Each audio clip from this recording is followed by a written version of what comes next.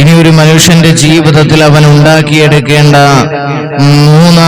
മൂന്ന് തരം ക്ഷമകളിലെ മൂന്നാമത്തെ ക്ഷമ എന്താണെന്നറിയുമോ? നാം മനസ്സിലാക്കുക. ഏതാണ്?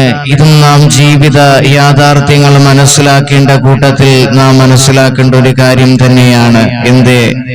മൂന്നാമത്തെ ക്ഷമ എന്താണ്? കേട്ടോളിൻ.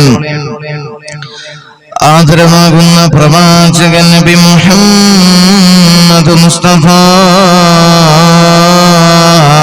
സല്ലല്ലാഹു അലൈഹി വസല്ലമ തങ്ങൾ അവിടുന്ന് പറയുകയാ, ഒരു മുഅ്മിനായ മനുഷ്യനെ സംബന്ധിച്ചിടത്തോളം അവന്റെ ജീവിതത്തിൽ 3 തരം ക്ഷമകളിലെ മൂന്നാമത്തെ ക്ഷമ എന്താണെന്നറിയുമോ?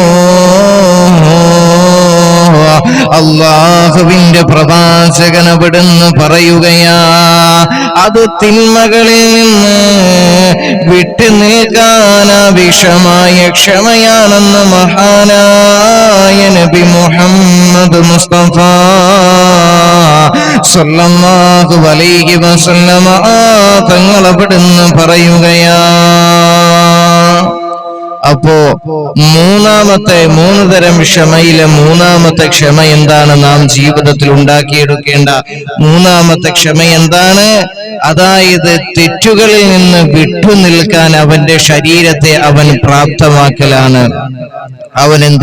അവന്റെ ശരീരത്തെ അവൻ കടിഞ്ഞാനിടലാണെന്ന് ആദരവാകുന്ന പ്രവാചകൻ നബി മുഹമ്മദ് മുസ്തഫ സല്ലല്ലാഹു അലൈഹി വസല്ലമ തങ്ങൾ നമ്മെ പഠിപ്പിക്കുകയാണ്.